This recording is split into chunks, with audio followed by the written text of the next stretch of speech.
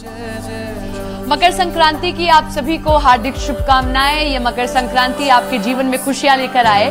मैं अब आपको ऐसी जगह लेकर चलती हूँ या ऐसी जगह दिखाती हूँ जहां मकर संक्रांति से जुड़ी चीजें भी आपको दिखाई देंगी और ये भी समझ आएगा कि कैसे जो ये राम का काम हो रहा है इसमें हर कोई अब जो है गोता लगाना चाहता है। यहाँ से शुरू करते हैं। मैं दरअसल कारसेवकपुरम में मौजूद हूँ जहां पर सभी राम जी के लिए लाया हुआ दान स्वरूप चीजें रखी हुई हैं। यहाँ से शुरू करेंगे। ये हवन सामग्री देखिए, ये जनकपुर से आई है। इसी तरीके से ये जो जल है पावन आप देख रहे हैं, ये गुलाब जल, ये भी जनकपुर से, ये कन्नौज से इत्र दरअसल आया। कन्नौज का इत्र देखिए किस तरीके से यहाँ पर लाकर रखा गया। कन्नौज को इत्र नगरी कहते हैं। उसका इत्र लाकर इतनी ज्यादा मात्रा में यहाँ रखा गया है। इसके बाद ये जो पोटलियां आप देख रहे हैं, ये जो पोटलियां हैं ये जनकपुर से, ये बड़ी खास हैं।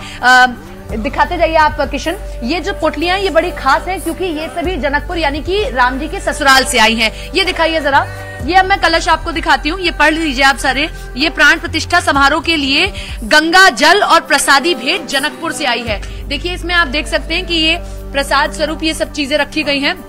ये सभी कुछ जनकपुर यानी कि राम जी के ससुराल से आया है। अब वहां से तो दान बनता भी है भाई, किस तरीके से, क्योंकि राम जी उनके जो हैं पाहुन है। पाहुन मतलब उनके दामाद हैं, तो वहां से आया है। ये घंटे जो 500 किलो के घंटे हैं, ये एटा के जलेसर से आए हैं। घंटा नगरी कहा जाता है एटा के जलेसर को। ये वहां से देखिए बनाकर सालों साल ये बनाए जा रहे थे। 1 2 3 4 5 6 7, ये 7 घंटे एटा के जलेसर से आए। अब ये देख लीजिए, किसी ने यहाँ पर त्रिशूल इस तरीके से दान किया है।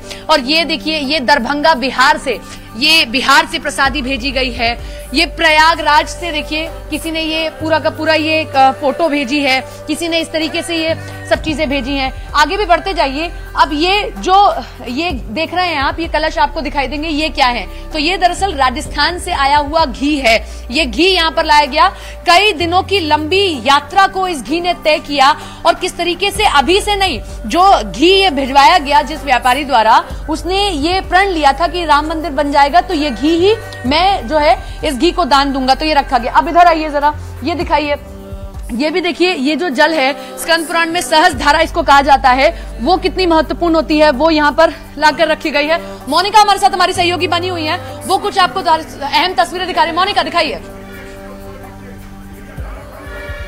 बिल्कुल सपना, आप देखिए तोहफे आप दिखा रही थी, लेकिन ये देखिए ये अद्भुत तस्वीर आपको राम की पैड़ी पर नजर आएगी।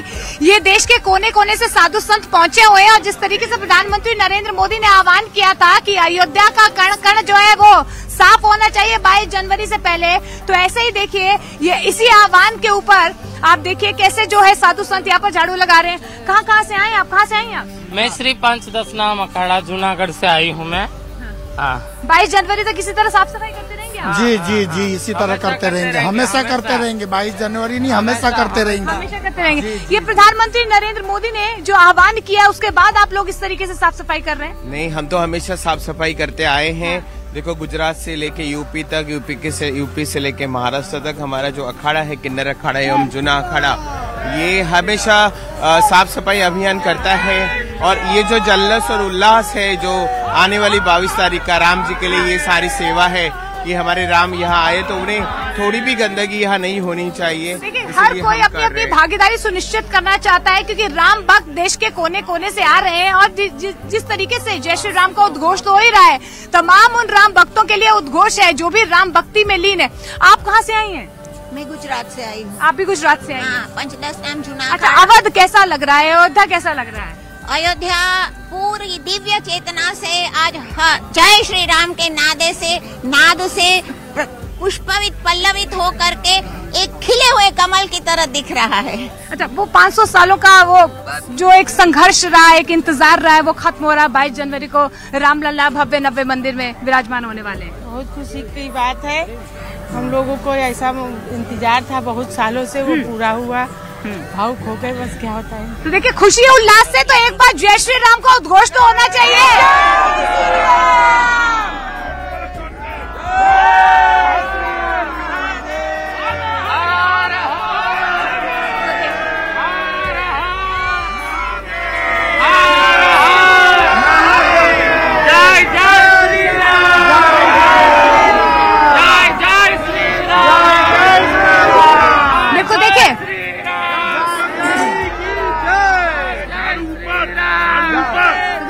जय श्री राम का झंडा भी आपको नजर आएगा।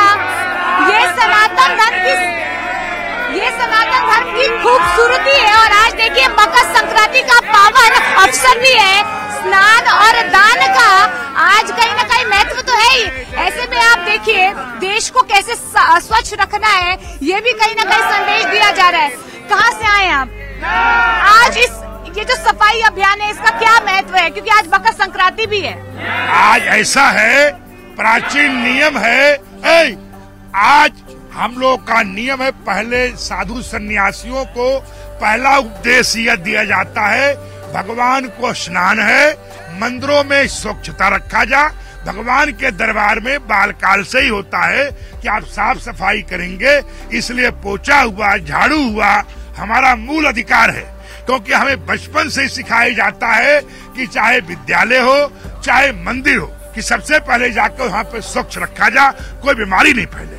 इसलिए मतलब जो है हमारा वो सिद्धांत होने का बचपन से लोग जो है अयोध्या का कोना कोना सजना चाहिए, ये आह्वान लगातार किया जा रहा है। प्रभु श्री राम की जन्म स्थली है ये, और प्रभु श्री राम जो है अब अपने नए भव्य मंदिर में विराजमान हो। क्या भाव, कुछ कोई भजन, कोई कुछ उनके आराध्य को किस तरीके से आप याद करेंगे? भय प्रगट कृपाला, जोर से बोले, भय प्रगट कृपाला दीन दयाला कौशल्या हितकारी हर्षित महतारे मुनि मनहारे अद्भुत रूप निहारी लोचन अभिरामा तनु घन श्यामा निज आयुध भुज चारी लोचन अभिरामा तनु घन श्यामा निज आयुध भुज चारी भूषण बनमाला नयन विशाला शोभा सिंधु करारी कहे दुए कर जोरी आस्तुति तोरी के हिदि करहूं अनंता माया गुण ज्ञान तीत अमाना वेद पुराण भनंता करुणा सुख सा सब गुण आगर यही गावहि सुत संता विप्रधेनु सुर संत हिता लीन मनुज अवतार निज इच्छा निर्मित तनु माया गुण गोपार। बोलो सियावर रामचंद्र की दे। और देखिए ये जो भाव है आपको अयोध्या की कण कण में नजर आएगा। आप कहीं भी जाइएगा जय सिया राम आपको सुनने को मिलेगा, और यही भाव जो है कोने कोने में सुनाई दे रहा है। आप कहाँ से आए? मैं हरिद्वार से आया हूँ। आज मकर संक्रांति है, स्नान करने आए और जुना अखाड़े के साथ में आया हूँ यहाँ। अच्छा, स्नान करने की सेवा करने के लिए और इनके साथ ही भगवान के दर्शन करने और हर कार्यक्रम में धार्मिक उत्सव में भाग लेने के लिए आया। अच्छा, अयोध्या बदली बदली नजर आ रही है? पूरी तरह से बदली नजर आ रही है। मैं पहले भी आ चुका हूँ 2-3 बार, लेकिन जैसी व्यवस्था आज दिखाई दे रही है ऐसी कभी पूर्व में दिखाई नहीं दी। और जितने स्वच्छता, जितने निर्माण, जितने नए कार्य यहाँ हुए हैं वो कहीं भी नहीं हुए। इसलिए बहुत अवध हमें इस समय ऐसा लग रहा है कि वास्तव में कभी कल्पना करते हैं कि अयोध्या नगरी में राम आए होंगे तब कैसा लगा होगा, आज बिल्कुल वैसे ही लग रहा है। देखिए सपना यही भाव है। देखिए त्रेता युग में अयोध्या किस तरीके से नजर आती होगी, और जब राम आए थे वनवास से उस वक्त अयोध्या कैसी नजर आती थी, आज वैसा ही भाव जो है तमाम यहाँ पर जितने भी अयोध्या वासी हैं या देश भर से जो भी यहाँ पर पहुँच रहे हैं उनके मन में यही भाव नजर आ रहा है।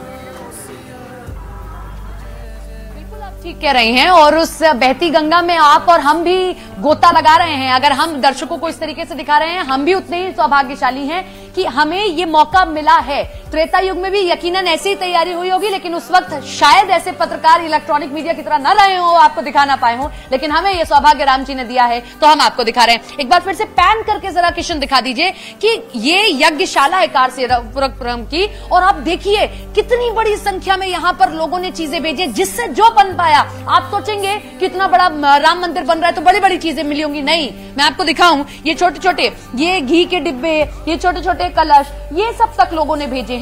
ये सिर्फ उपहार नहीं है, लोगों के भाव हैं कि उन्होंने कई सालों तक इंतजार किया है, तब जाकर ये क्षण आया है। एक और चीज मैं दिखा दूं किशन, जरा बाहर की तरफ अगर आप आए तो जो घंटा आया है एटा के जलेसर से, जो सबसे बड़ा घंटा है जो राम मंदिर में लगना है, वो भी मैं आपको दिखा देती हूँ। वो ये घंटा है, देखिए 2400 किलो का ये घंटा यहाँ लाकर लगा दिया गया है और ये थोड़ी देर बाद जो है यहाँ से मंदिर चला जाएगा और मंदिर में जाकर इस घंटे को लगा दिया जाएगा उपहार स्वरूप। मैं बताऊं आपको, कम से कम 3 से 4 साल का समय लगा जब ये जो है घंटा बन रहा था। तब तक ये भी तय नहीं हुआ था कि मंदिर बनेगा नहीं बनेगा, क्योंकि मामला कोर्ट में था, लेकिन उससे पहले ही बनना ये सब शुरू हो गया था। ये कारसेवकपुरम है और यहाँ दूर दूर से लोग पहुंच रहे हैं कि यहाँ पर आए। ये टेंट सिटी है, इधर की तरफ ये जो पूरा, अभी क्योंकि मैं आपको दिखा नहीं पाऊंगी, यहाँ पर ये पूरा लगा हुआ है, ये टेंट सिटी है। ये यहाँ टेंट सिटी की पूरी बनाई गई है। यहाँ पर अभी भी काम चल रहा है। इसके पास ही विद्यापीठ है। तो ये आप देखिए, बाबा यही रहते हैं क्या? है? नहीं, बाहर से आए हैं। कैसा लग रहा है सब देख के? बहुत मन प्रसन्न है, बहुत ज्यादा आनंद है, आनंद है, मन प्रसन्न है। जैसा आपको मोनिका दिखा रही थी, जैसा आपको मैं दिखा रही हूँ, और एक बार फिर से आपको मैं ये उपहार दिखा दूं। ये सबसे इसमें महत्वपूर्ण है, ये जो जानकी जी के यहाँ से आया है। एक और मैं कलश दिखाऊं आपको। ये पूरा का पूरा कलश, ये देखिए भरकर ये यहाँ लाया गया है। रथ यात्रा ये नेपाल से आई है। देखिए कितना भारी है कि मेरे लिए सरकाना भी बड़ा मुश्किल हो रहा है। ये जानकी जी के यहाँ से आया है और इसमें जो है चावल और सामान चीजें सीतामढ़ी बिहार से, जहां से मिथिला से आती है जानकी जी, वहां से आया है। ये कलश भर के उनके लिए जल आया है, जहां से शालिग्राम जो पत्थर लाया गया जिससे राम जी निकाले गए, या कह सकते हैं कि उसमें से निकाल के पत्थर जो है ये बनाया गया।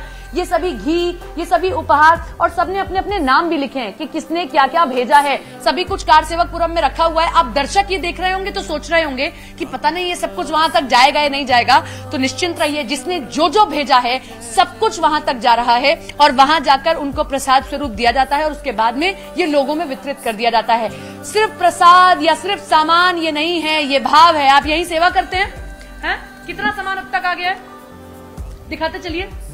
सर्वप्रथम राजस्थान, जल्दी बताइए कहाँ? राजस्थान जोधपुर संदीपन मुनि गौशाला से 6 कुंटल 30 किलो घी। 6 कुंटल 30 किलो घी आया है। अच्छा, इसके अलावा महायज्ञ के लिए जो 27 नवंबर को ही सारा गया घी नहीं, अभी कुछ हमने दिया है। चेक करने के लिए गया है कि भगवान का प्रसाद अभी देवताओं का जो भोग। अच्छा, ये बताइए नगाड़ा और बाकी चीजें आई है वो सब? नगाड़ा वहाँ भोजनालय में है। इतना उपहार पहले कारसेवकपुरम में देखा था?